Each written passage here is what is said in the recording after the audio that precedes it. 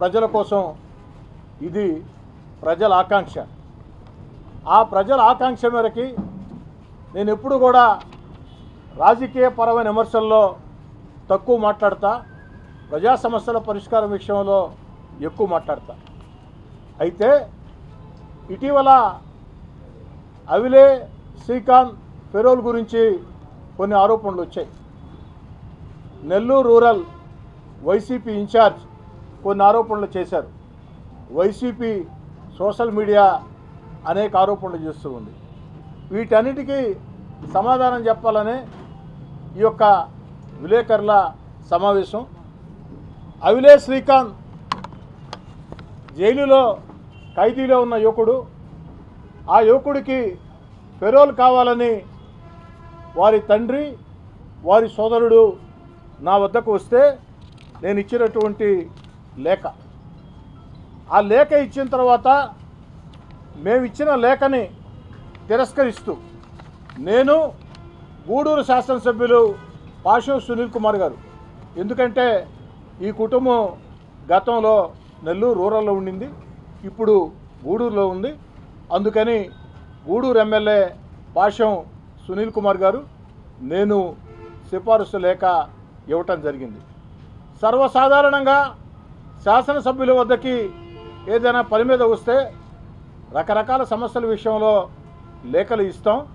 దాన్ని అధికారులు పరిశీలించి నియమాలు నిబంధనలు సహకరిస్తే ఆ యొక్క పని చేసి పెడతారు. ఒకవేళ కాకపోతే ఏ కారణంతో కాదో మాకు తెలియజేస్తారు. ఇదే సర్వసాధారణం. భారతదేశంలో కొన్ని వేల మంది ఎమ్మెల్యేలు కొన్ని వేల మందికి ఫెరోల్ లేఖలు ఇచ్చి ఉంటారు. కొన్నిసార్లు పనులు జరుగుతాయి, కొన్నిసార్లు పనులు జరగవు. నేను గూడూరు ఎమ్మెల్యే సునీల్ కుమార్ గారు లేఖలు ఇస్తే జూలై 16వ తారీఖున, ఈ సంవత్సరం జూలై 16వ తారీఖున ఇద్దరు ఎమ్మెల్యేల లేఖని తిరస్కరిస్తూ అవిలే శ్రీకాంత్కి నియమాల ప్రకారం ఫెరోల్ ఇవ్వలేము, కాబట్టి మీరు ఇచ్చిన లేఖని తిరస్కరిస్తున్నారని చెప్పని ఈ సంవత్సరం జూలై 16వ తారీఖున అధికారులు నాకు, అటు గూడూరు శాసనసభ్యులు మిత్రుడు పాషం సునీల్ కుమార్ గారికి రాతపూర్వకంగా ఇచ్చిన సమాధానం. అయితే ఒక ఫెరోల్ విషయంలో ఇద్దరు శాసనసభ్యులు మానవతావాదంతో పరిశీలించి న్యాయం చేయమని లేఖ ఇస్తే అధికారులు తిరస్కరించారు. వారి కారణాలు వారికి ఉంటాయి. మరి ఆగస్టు 30వ తారీఖున అధికారులు ఫెరోల్ మంజూరు చేశారు. మిమ్మల్ని అందరినీ కోరుతూ ఉన్నా, మీ ద్వారా రాష్ట్ర ప్రజలందరికీ తెలియజేస్తూ ఉన్నా, ఈ సంవత్సరం జూలై 16వ తారీఖున మా లేఖలు, ఇద్దరు ఎమ్మెల్యే లేఖలు తిరస్కరించిన అధికారులు అవిలే శ్రీకాంత్ ఫెరోల్కి అర్హుడు కాదు అని చెప్పిన అధికారులు 14 రోజుల తర్వాత, అక్షరాల 14 రోజుల తర్వాత ఉత్తర్వులు ఇచ్చారు, అనుమతులు ఇచ్చారు ఫెరోల్కి అర్హుడు అని. మా హోంమంత్రి అనిత గారు కూడా ఇదే చెప్తూ ఇద్దరు ఎమ్మెల్యేల లేఖల్ని తిరస్కరించిన 14 రోజులకి ఈ ఫెరోల్ ఎలా వచ్చింది అన్నది విచారణకి ఆదేశించాం. ఆ విచారణలో అన్ని విషయాలు తెలుస్తాయి. దీనికి కారకులు ఎవరు అన్న విషయాలు తెలుస్తాయి. వారి మీద చర్యలు తీసుకుంటామని స్వయంగా హోంశాఖ మంత్రి గారే ఇప్పటికే చెప్పడం జరిగింది. మరి లేఖలు ఇవ్వటమే తప్పని రూరల్ వైసీపీ ఇన్ఛార్జ్ అన్నారు.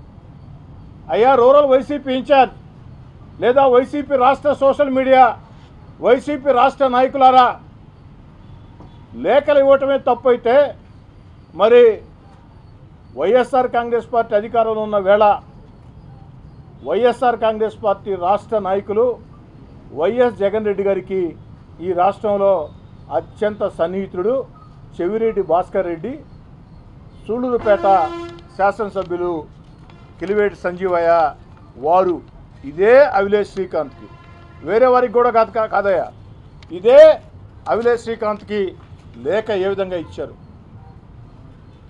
వైఎస్ఆర్ కాంగ్రెస్ పార్టీ రాష్ట్ర నేతలారా, నెల్లూరు రూరల్ వైసీపీ ఇన్ఛార్జ్, సాక్షి టీవీ, సాక్షి పత్రిక రాలేదా? మా మస్తాన్ రెడ్డి గారు సాక్షి రాలేదా? ఇంకెవరైనా సాక్షి రిపోర్టర్స్ వచ్చినారమ్మా? సాక్షి ఛానల్ కానీ రారు, వచ్చారా? ఏరినైనా సాక్షి ఛానలా? ఒకరు బాగా తీసుకునైనా చేయుతున్నాయన ఒకసారి సాక్షి రిపోర్టర్ వచ్చున్నారు కదా, ఒక్కరోజు చెయ్యి బాగా పైకెత్తి దీన్ని బాగా షూట్ చేసుకోండి ఆయన. వైఎస్ఆర్ కాంగ్రెస్ పార్టీ రాష్ట్ర నాయకులు, సాక్షి టీవీ, సాక్షి పత్రిక, rural YCP incharge, YCP social media వ్యక్తులందరికీ మనం చూస్తూ ఉన్నా, ఇదే అవిలేష్ శ్రీకాంత్కి, చెవిరెడ్డి భాస్కర్ రెడ్డి, కిలివేటి సంజీవయ్య ఇచ్చిన లేఖలు గత వైఎస్ఆర్ కాంగ్రెస్ పార్టీ ప్రభుత్వంలో, ఆ లేఖలు ఆధారం చేసుకుని వారికి పెరోల్ కూడా అప్పుడు ఇవ్వటం జరిగింది. మా ప్రభుత్వంలో మేము ఇచ్చిన లేఖల్ని అర్హులు కాదని తిరస్కరించారు. తిరస్కరించిన 14 రోజులకి అనుమతులు ఇచ్చారు. ఎలా సాధ్యమని హోంమంత్రి అనిత గారు విచారణకు ఆదేశించారు. విచారణలో అన్ని విషయాలు కూడా బయటపడతాయి. అయితే చెవిరెడ్డి భాస్కర్ రెడ్డి కానీ, కిలివేటి సంజీవే కానీ ఇచ్చిన లేఖల్ని నేను తప్పు పట్టను. ఎందుకు తప్పు పట్టనంటే, ప్రజాప్రతినిధులుగా ఉన్నప్పుడు, ఎమ్మెల్యేలుగా ఉన్నప్పుడు ఆ యొక్క వ్యక్తులు సహాయం కోసం వస్తే లేఖలు ఇవ్వటం సర్వసాధారణం. ఆ లేఖల్ని ఆధారం చేసుకుని అధికారులు నియమాలకు అనుగుణంగా ఉంటే ఇస్తారు, లేకుంటే లేదు. కానీ ఫస్ట్ పేజ్ లేకుంటే లేదు. మరి ఈ సందర్భంగా మరో మాట అందరికీ చెప్తూ ఉన్నారు. జీవితంలో ప్రతి సంఘటన రాజకీయ నేతలకి ఒక అనుభవం.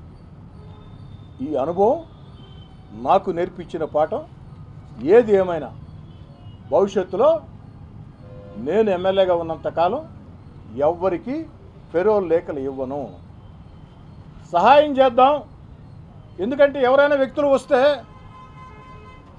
వారి తండ్రో వారి తల్లో లేదా సమస్యల మీద వస్తే ఇస్తూ ఉంటాం. కానీ పెరోల్ విషయంలో వివాదం జరిగింది కాబట్టి మా లేఖలు తిరస్కరించి ఉత్తర్వులు ఇచ్చినా మా లేఖల్ని పదే పదే చూపించి మా లేఖల వల్లే వచ్చిందని ఆరోపించారు కాబట్టి సమాధానం చెప్తూ ఉన్నా. మా లేఖల వల్ల రాకున్నా ఇది ఒక వివాదం అయింది కాబట్టి ఈ యొక్క అనుభవం జీవితంలో ఒక పాఠం నేర్పించింది. రాజకీయాల్లో నేను ఎప్పుడు కూడా డాక్టరేటు, ప్రొఫెసరు, లెక్చరరు అనుకోను.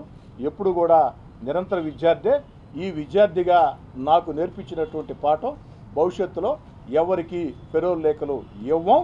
ఎవరైనా పెరోల్ కోసం వచ్చినా అయ్యా సంబంధిత పోలీస్ అధికారులకి దరఖాస్తు చేసుకోండి, అర్హులైతే ఇస్తారు, లేకుంటే లేదు. పెరోల్ కోసం నెల్లూరు రూరల్ ఎమ్మెల్యే కార్యాలయానికి ఎవరు రావద్దని కూడా భవిష్యత్తులో కూడా చెప్తా. ఇది ఒక అనుభవం.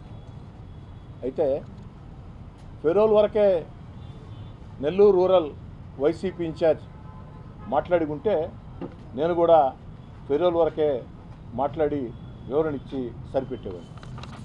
కానీ వ్యక్తిగత ఆరోపణలు నా మీద చాలా చేశారు.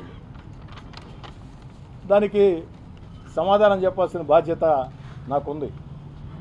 నెల్లూరు రూరల్ వైసీపీ ఇన్ఛార్జ్ గారు మీరేమన్నారంటే, పాల డబ్బా కోసం, నాకు 2 కుమార్తెలండి, చిన్నప్పుడు వారి పాల డబ్బా కోసం స్నేహితుడి దగ్గర 100 రూపాయలు డబ్బులు తీసుకున్నాం అన్నాడు. నిజం. ఎవరు కాదన్నారు? గతంలో అనేక సార్లు అనేక సందర్భాల్లో పాల డబ్బా కోసం నా స్నేహితుడు 100 రూపాయలు పెట్టి పాల డబ్బా కొనిచ్చాడని నేనే స్వయంగా చెప్పుకున్నాను. మీరు చెప్పింది నిజం. రూరల్ వైసీపీ ఇన్ఛార్జ్ గారు మీరు చెప్పింది కరెక్ట్. మరి అక్కడికి ఆపేమైంది?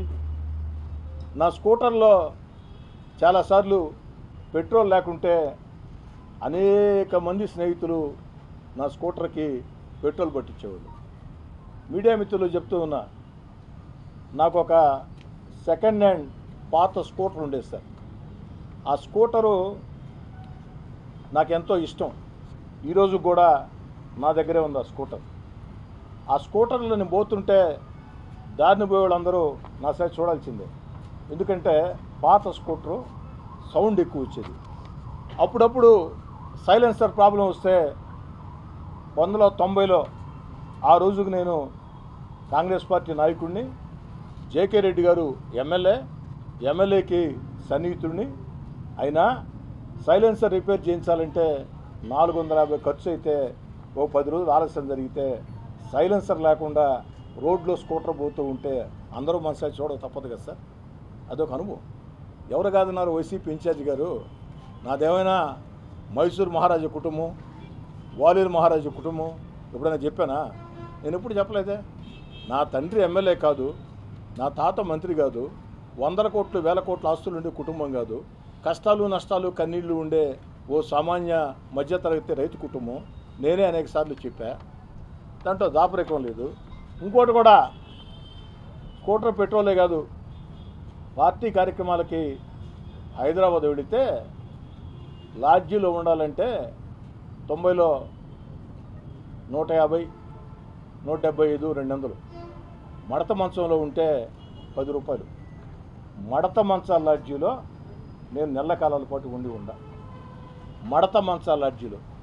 ఎందుకు మడత మంచాల లాడ్జీ అంటే మధు 10 రూపాయలు దానికి. హోటల్లో ఉండాలంటే 150, 175, 200 కాబట్టి మడత మంచాల లాడ్జీ అయితే 10 రూపాయలు. ఇది కూడా చెప్పున్నానే, మర్చిపోయా వైసీపీ ఇన్ఛార్జి గారు. మరి మడత మంచాల లాడ్జీలో ఉన్నాం, స్కూటర్ పెట్రోల్ లేక స్నేహితుల సహకారం తీసుకున్నాం, పాల డబ్బా కోసం స్నేహితుల సహకారం తీసుకున్నాం. అంటే ఎప్పటికి అలానే ఉండిపోవాలనా? ఎప్పటికి అలానే ఉండిపోవాలనా?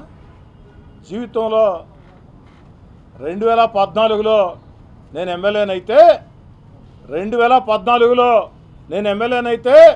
2000 సంవత్సరం నాటికే, అంటే 14 ఏళ్ల ముందే నాకు రియల్ ఎస్టేట్ వ్యాపారం ఉంది. స్నేహితులతో కలిసి కాంట్రాక్ట్లు ఉన్నాయి, స్నేహితులతో కలిసి. ఆ రోజే నాకు 2000 సంవత్సరంలోనే కారు ఉంది. 2003లో నా ఇంటికి 2 కార్లు వచ్చాయి. 2009లో సొంత ఫ్లాట్ వచ్చింది. ఇవన్నీ ఎమ్మెల్యే కాకముందే. మరి ఎమ్మెల్యే కాకముందు 14 సంవత్సరాల ముందు రియల్ ఎస్టేట్ వ్యాపారం ఉంది, చిన్న చిన్న కాంట్రాక్ట్లు ఉన్నాయి. ఇప్పటికీ అవి కొనసాగిస్తున్నాం. ఇప్పుడు ఆర్థికంగా స్థితిమంతులం కాబట్టి కొంచెం పెద్ద రియల్ ఎస్టేటు, పెద్ద కాంట్రాక్టులు స్నేహితులతో కలిసి చేస్తున్నాం. తప్ప అయ్యా రూరల్ వైసీపీ ఇన్ఛార్జ్ తప్ప? రాజకీయ దందాలు చేస్తే తప్పు, ఆర్థిక దందాలు చేస్తే తప్పు, వ్యాపారాలు చేస్తే తప్పు కదయ్యా. నేను ఆర్థిక దందాలు చేసి ఉంటే, రాజకీయ దందాలకు పాల్పడి ఉంటే 2023లోనే, అంటే వైఎస్ఆర్ కాంగ్రెస్ పార్టీ అధికారంలో ఉన్న వేళ 18 నెలల ముందే సాక్షాత్తు ముఖ్యమంత్రి గారితో విభేదించి, ఆనాటి ముఖ్యమంత్రి జగన్ రెడ్డి గారితో విభేదించి, జగన్ రెడ్డి గారిని ధిక్కరించి 18 నెలలు వీధుల్లోకి వచ్చి పోరాటాలు చేశా. మరి రాజకీయ దందాలు చేసి ఉంటే, ఆర్థిక దందాలు చేసి ఉంటే, మీ ముఖ్యమంత్రి జగన్మోహన్ రెడ్డి, ఆనాటి ముఖ్యమంత్రి జగన్మోహన్ రెడ్డి గారికి వ్యతిరేకంగా వీధుల్లోకి వచ్చి పోరాటం చేస్తుంటే ఎందుకు నా మీద చర్యలు తీసుకోలేదు? ఆర్థిక దందాలకి పాల్పడలేదు కాబట్టి, రాజకీయ దందాలు చేయలేదు కాబట్టి, మీరు భూతద్దం వేసుకొని ఎతికినా ఎక్కడా కనపడలేదు కాబట్టి, ఒక ముఖ్యమంత్రితో విభేదించిన తర్వాత మీడియా మిత్రులను అడుగుతూ ఉన్నా, మీడియా ద్వారా ప్రజలను అడుగుతూ ఉన్నా, నేను రాజకీయ దందాలు చేసి ఉంటే సాక్షాత్తు ఆనాటి ముఖ్యమంత్రి జగన్మోహన్ రెడ్డి గారిని ధిక్కరించి విభేదించి వీధుల్లోకి వచ్చి 18 నెలలు పోరాటం చేసిన రోజు నా మీద చర్యలు తీసుకుంటారా లేదా మీరే ఆలోచించండి. అంటే ఏమీ చేయలేదు కాబట్టే తీసుకో. అయ్యా రూరల్ వైసీపీ ఇన్ఛార్జ్, మాట్లాడటం చేత కాదు. నాకు కూడా నోరు కాస్త పెద్దదే, భగవంతుడు పెద్ద నోరు ఇచ్చాడు. ఘోరంగా నేను మాట్లాడగలుగుతా. కానీ ప్రజలు హర్షించాలని మాట్లాడటం లేదు. కానీ నిజంగా మాట్లాడాల్సి వస్తే నేను మాట్లాడతాను, మా షాబీర్ ఖాన్ మాట్లాడతాడో, మా మదన్ కుమార్ రెడ్డి మాట్లాడతాడో, మా శంసుద్దీన్ మాట్లాడతాడో, లేక మా కరణం హజరత్ నాయుడు మాట్లాడతాడో, మా చక్కసాయి సునీల్ మాట్లాడతాడో, మా తమ్ముడు కోటంరెడ్డి గిరి మాట్లాడతాడో, ఎవరో ఒకరు మాట్లాడాల్సిన రోజు మరి బరి తెగిస్తే మీరు ఏం మాట్లాడతామంటే 2004 నుంచి 2014 దాకా కాంగ్రెస్ పార్టీ అధికారంలో ఉన్న వేళ పేరుకు వివేకానంద రెడ్డి గారు ఎమ్మెల్యేనైనా ఇప్పుడు రూరల్ వైసీపీ ఇన్ఛార్జ్, ఆనాడు అధికార పార్టీ ఇన్ఛార్జిగా ఉన్నారు కదా అయ్యా, రూరల్ వైసీపీ ఇన్ఛార్జ్ 2004-2014 మధ్యలో ఆ 10 ఏళ్ళు అధికార పార్టీ ఇన్ఛార్జిగా మీరున్న వేళ ములుమూడి, దొంతాలి, కనుపర్తిపాడు హత్యల గురించి మాట్లాడదాం, ఇసుక స్మగ్లింగ్ గురించి మాట్లాడదాం, గ్రావెల్ స్మగ్లింగ్ గురించి మాట్లాడదాం, రియల్ ఎస్టేట్ దందాల గురించి మాట్లాడతాం. మీరు మాట్లాడండి. ఎక్కడైనా నా గురించి మాట్లాడాల్సి వస్తే మీరు మాట్లాడండి, సమాధానం చెప్తాం. నేను మాట్లాడటం ప్రారంభిస్తే ఇవన్నీ కూడా మాట్లాడతాం. ఆఖరికి అయ్యా రూరల్ వైసీపీ ఇన్ఛార్జ్, నీకు నాకు మధ్య ఒక సంభాషణ జరిగింది, సభ్యత కాదు కాబట్టి ఆ సంభాషణ బయట పెట్టంలా. ఏమిటా సంభాషణ అంటే 2 కోట్ల డబ్బు. ఏమిటా సంభాషణ అంటే 2 కోట్ల డబ్బు. ఆ 2 కోట్ల డబ్బు గురించి కూడా మాట్లాడదాం.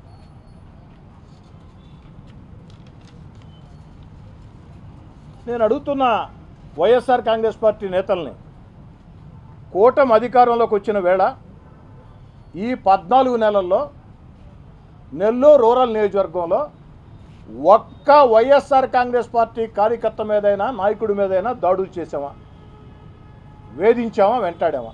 ఒక్క సంఘటన. తెలుగుదేశం పార్టీ కూటమి అధికారంలోకి వచ్చి 14 నెలలైంది. ఈ 14 నెలల్లో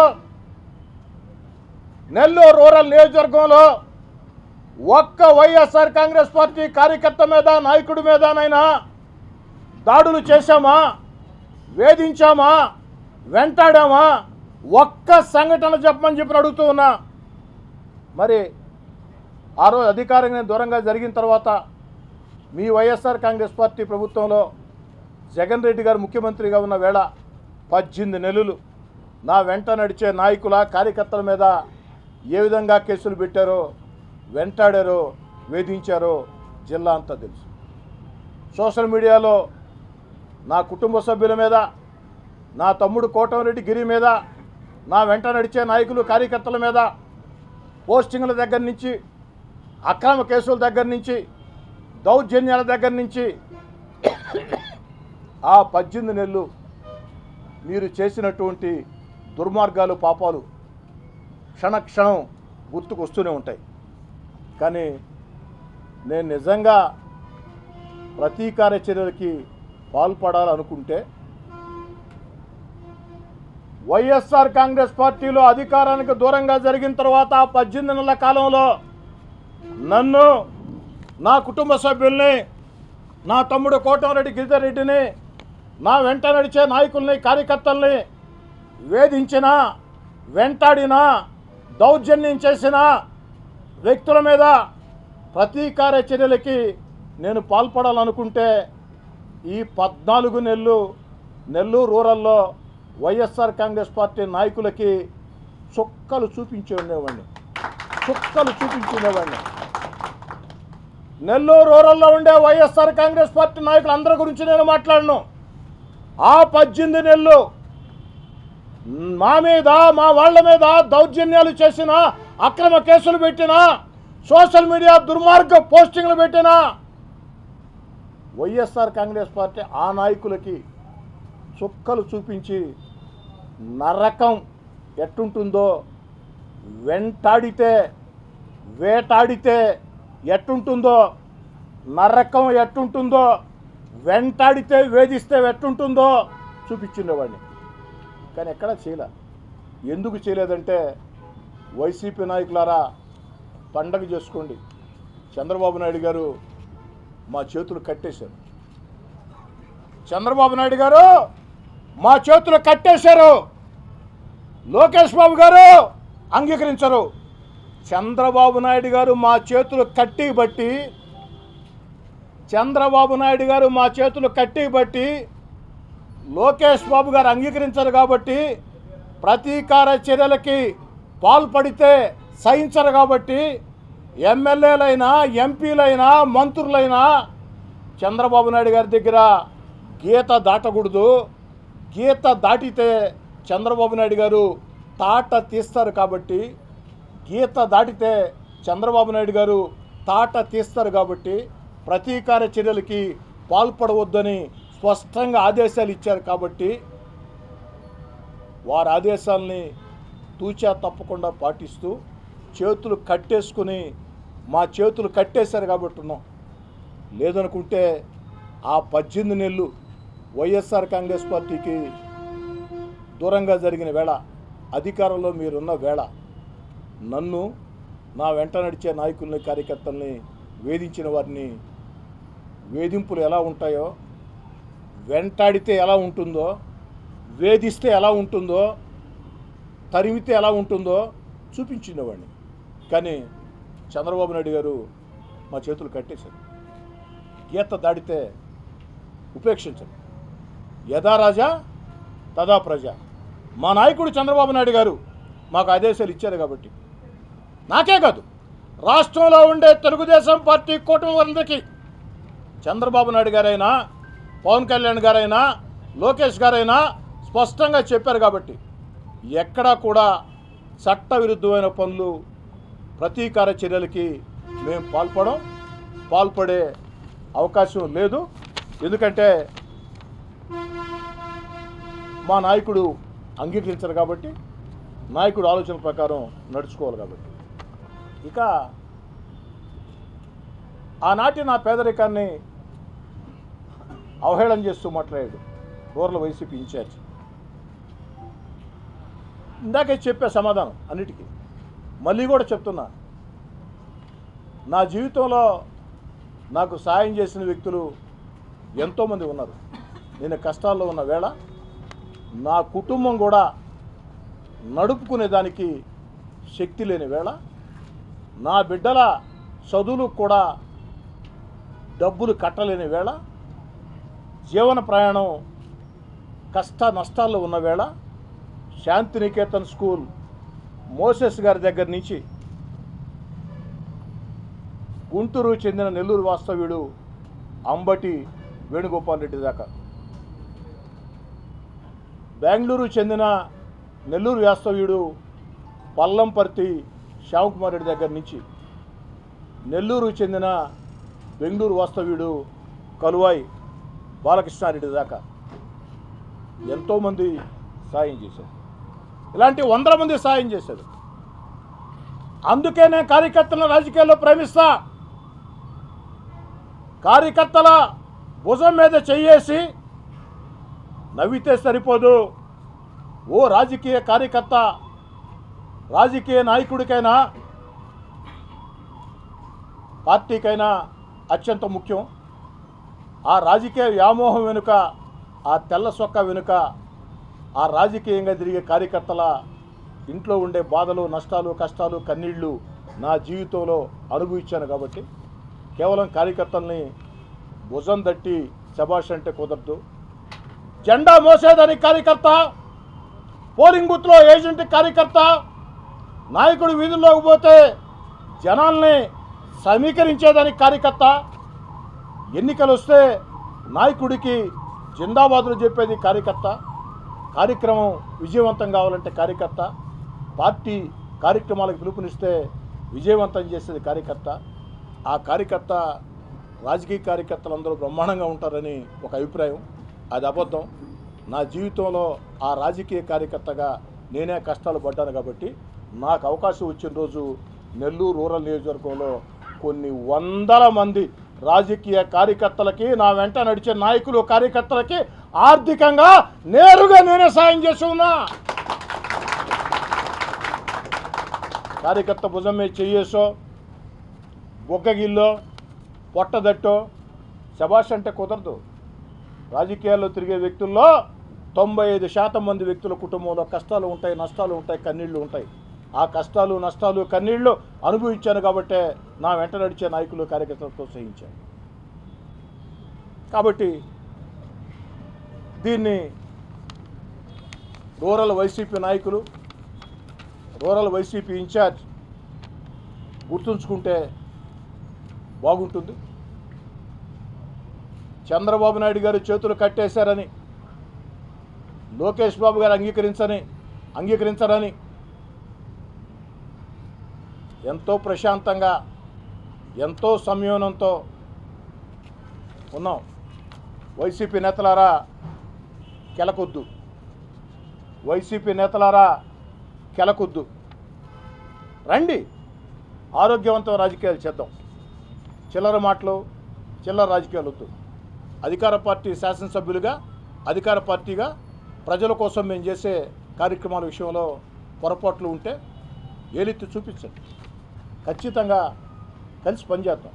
ఒక బాధ్యతాయుతమైన ప్రతిపక్షంగా మీరు ప్రవర్తించండి, బాధ్యతాయుతమైన అధికార పక్షంగా మేము ప్రవర్తిస్తాం. మేము చెప్పే మాటలు నిజాలు అనుకుంటే ప్రజలు మమ్మల్ని ఆదరిస్తారు. మీరు చెప్పే మాటలు నిజాలు అనుకుంటే ప్రజలు మిమ్మల్ని ఆదరిస్తారు. అంతేగాని చిల్లర మాటలు, చిల్లర రాజకీయాలు ఇవి కొనసాగిస్తే మీదైన భాషలో మీకు సమాధానం చెప్పక తప్పనిసరి పరిస్థితి వస్తే ఖచ్చితంగా నేను కానీ, మా వాళ్ళు కానీ మీకు మీరు మాట్లాడిన మాటలకి 10 సరిపోతుందా? 15 100 వద్దు, తట్టుకోలేదు. 100 వద్దు, తట్టుకోలేదు. ఆ ప్రకారం వైసీపీ నేతలారా కాస్త ప్రజల కోసం ఆలోచించండి. మేము చేసే తప్పులుంటే ఎత్తి చూపండి. నెల్లూరు రూరల్ నియోజకవర్గంలో అన్నిటికీ అధికార పార్టీ శాసనసభ్యుడిగా, ముఖ్యమంత్రి చంద్రబాబు నాయుడు గారి విధేయుడిగా నేనే బాధ్యత వహిస్తా. మీరు చెప్పింది ఏదైనా నిజం ఉంటే సరి చేసుకుంటాం. ఇందాక మీకు చెప్పా, పాల డబ్బాని మీరు అన్నారా, నేను కాదంటే కదా, మిగతా విషయాలు కూడా చెప్పా. ఆ విధంగా హోందాయుత రాజకీయాలు చేద్దాం. అలా కాదు, మేము చెయ్యం, మేము ఇలాగే చేస్తాం, మేము చిల్లర రాజకీయాలు చేస్తాం, చిల్లర మాటలు మాట్లాడతాం అనుకుంటే దానికి ప్రతిస్పందన కూడా నేను వద్దు అన్నా చంద్రబాబు నాయుడు గారు ప్రతీకార చర్యలు వద్దు అన్నారు కాబట్టి, వేధింపులు వద్దు అన్నారు కాబట్టి, ఏదైనా చట్టబద్ధంగా జరగాలన్నారు కాబట్టి నేను వద్దు అనుకుంటున్నా. కానీ నెల్లూరు రూరల్లో మీరు బరి తెగిస్తే నేను వద్దు అన్న కొంతమంది నా వెంట నడిచే నాయకులు, కార్యకర్తలు అంగీకరించే పరిస్థితి కూడా రాకపోవచ్చు. దాన్ని కూడా కాస్త దృష్టిలో ఉంచుకోండి. చెప్పండి సార్.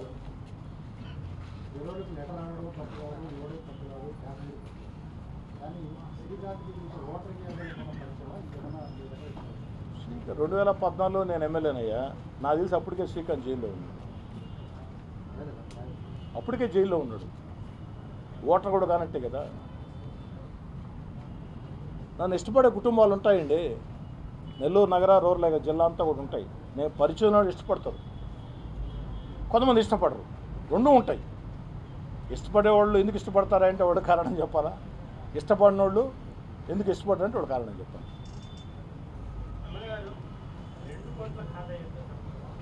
సమయం వచ్చిన రోజు చెప్పాల్సిన విధంగా, పద్ధతిగా, అందంగా, పొందికగా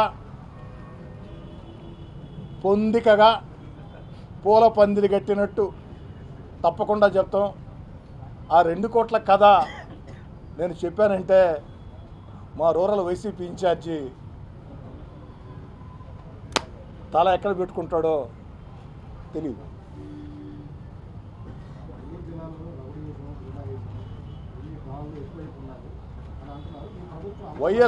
వైఎస్ఆర్ కాంగ్రెస్ పార్టీ ప్రభుత్వంతో పోల్చుకుంటే ఈ ప్రభుత్వంలో పోలీసులు చాలా కఠినంగా వ్యవహరిస్తూ ఉన్నారు, కఠిన చర్యలకు పాల్పడుతూ ఉన్నారు, రౌడీల్ని గూండాల్ని ఉక్కు పాదంతో అణిచివేస్తూ ఉన్నారు.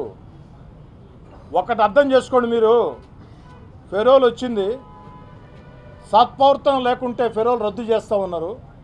ప్రవర్తన బాగాలేదు కాబట్టి 5 రోజుల్లో ఫెరోల్ కూడా రద్దయింది. ఆ ప్రభుత్వానికి ఈ ప్రభుత్వానికి ఉన్న తేడా. సార్ ఇంకా చెప్పండి సార్, మీరు ఎన్ని క్వశ్చన్లు అడిగినా నేను రెడీగా ఉండా. ఏ సురేష్ గారు, ఏ సార్ కొనార్క్ గారు, దానికి ఏం చేద్దాం సార్? పోలీస్కి సలహా చెప్పి పంపిద్దాం. ఇప్పుడు లేఖలు ఇస్తే వివాదం చేస్తుంటారు. అందుకే ఇలాంటి విషయాల్లో, వివాదాస్పద విషయాల్లో, ఫెరోల్ విషయం కావచ్చు, ఏదైనా ఇలాంటి ఇష్యూలు ఏదైనా ఉంటే సలహా చెప్పి పోలీస్ స్టేషన్కి పంపిద్దాం. మా సాక్షి ఎన్నైనా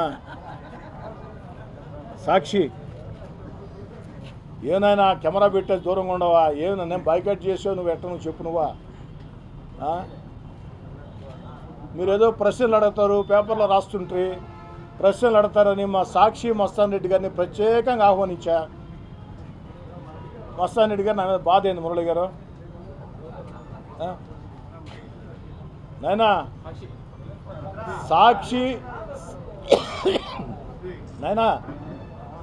సాక్షి విలేకరులతో, సాక్షి కెమెరామెన్లతో, సాక్షి సిబ్బందితో నాకు ఎలాంటి వివాదం లేదు. నాకు ఏదైనా వివాదం ఉంటే, రాజకీయ భేదాలుంటే సాక్షి యాజమాన్యంతో. ఎందుకంటే సాక్షి పత్రికలో పనిచేసే చాలామంది, సాక్షి కార్యాలయం నెల్లూరు రూరల్లో ఉంది, పనిచేసేవాళ్ళు చాలామంది నెల్లూరు రూరల్లో ఉన్నారు. ఎలక్షన్లో కూడా నాకు వాళ్ళు చాలామంది, అందరని చెప్పను కానీ సాక్షిలో పనిచేసే కింది స్థాయి సిబ్బంది నాకు చాలామంది నా కోసం సాయం చేశారు, పనిచేశారు. కాబట్టి ఎందుకు మీరు దూరంగా ఉంటారు? దగ్గర రండి, ఇబ్బంది ఏం లేదు. నువ్వు వచ్చే సంతోషం. సాక్షి టీవీ, సాక్షి పత్రిక ఏమైంది? ఏలే, మేము అడిగేది ఏంటంటే మీరు వచ్చినప్పుడు సాక్షిలో రాసేయి, సాక్షిలు టీవీలో చూపించేయి, నేరుగా అడిగితే చాలా గౌరవప్రదంగా, చాలా పద్ధతిగా సమాధానం చెప్తాం కదమ్మా. ఇంకా సార్ రాజారావు గారు, ఏ సార్ రాజాబాయ్, ఏ మురళి, ఏ సార్ మిథిలే గారు, ఇంకేమన్నా సార్? Any questions?